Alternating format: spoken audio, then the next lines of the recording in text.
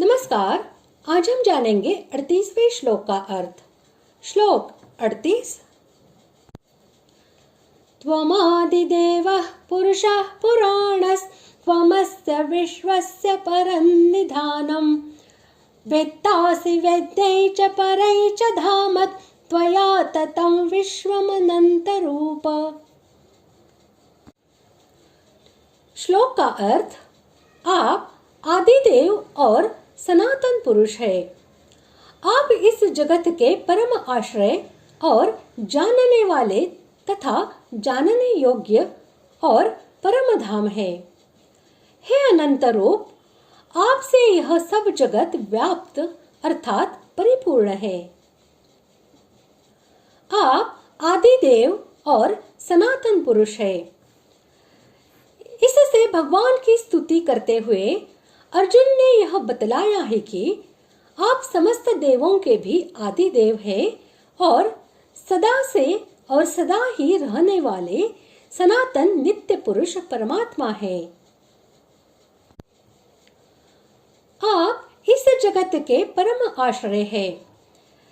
इस कथन से अर्जुन ने यह भाव दिखलाया है कि यह सारा जगत प्रलय काल में आप में ही लीन होता है और सदा आपके ही किसी एक अंश में रहता है।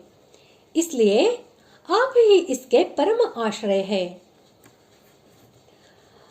वेत्ता पद से अर्जुन ने यह भाव दिखलाया है कि आप इस भूत, वर्तमान और भविष्य समस्त जगत को यथार्थ तथा पूर्ण रूप से जानने वाले सबके नित्य दृष्टा है। इसलिए आप सर्वज्ञ है। आपके सदृश सर्वज्ञ कोई नहीं है। वेद्यम पद से अर्जुन ने यह भाव दिखलाया है कि जो जानने के योग्य है, जिसको जानना मनुष्य का परम उद्देश्य है, 13वें अध्याय में 12वें से 17वें श्लोक तक जिस ज्ञेय तत्व का वर्णन किया गया है, वे साक्षात पर ब्रह्म परमेश्वर आप ही है। परम विशेषण के सहित धाम पद का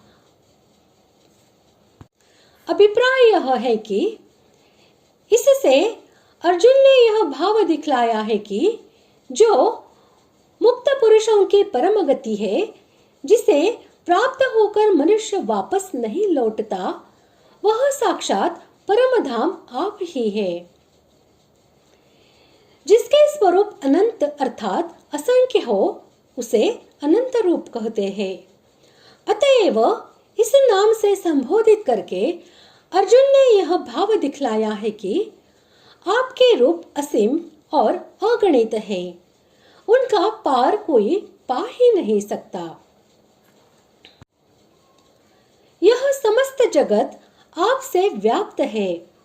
इस कथन से अर्जुन ने यह भाव दिखलाया है कि सारे विश्व के प्रत्येक परमाणु में आप व्याप्त है। इसका कोई भी स्थान आपसे रहित नहीं है।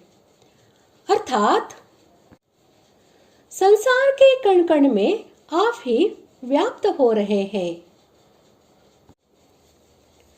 इस प्रकार आज हमने 38वें श्लोक का अर्थ जान लिया है। अगले भाग में जानते हैं 39वें श्लोक का अर्थ। धन्यवाद।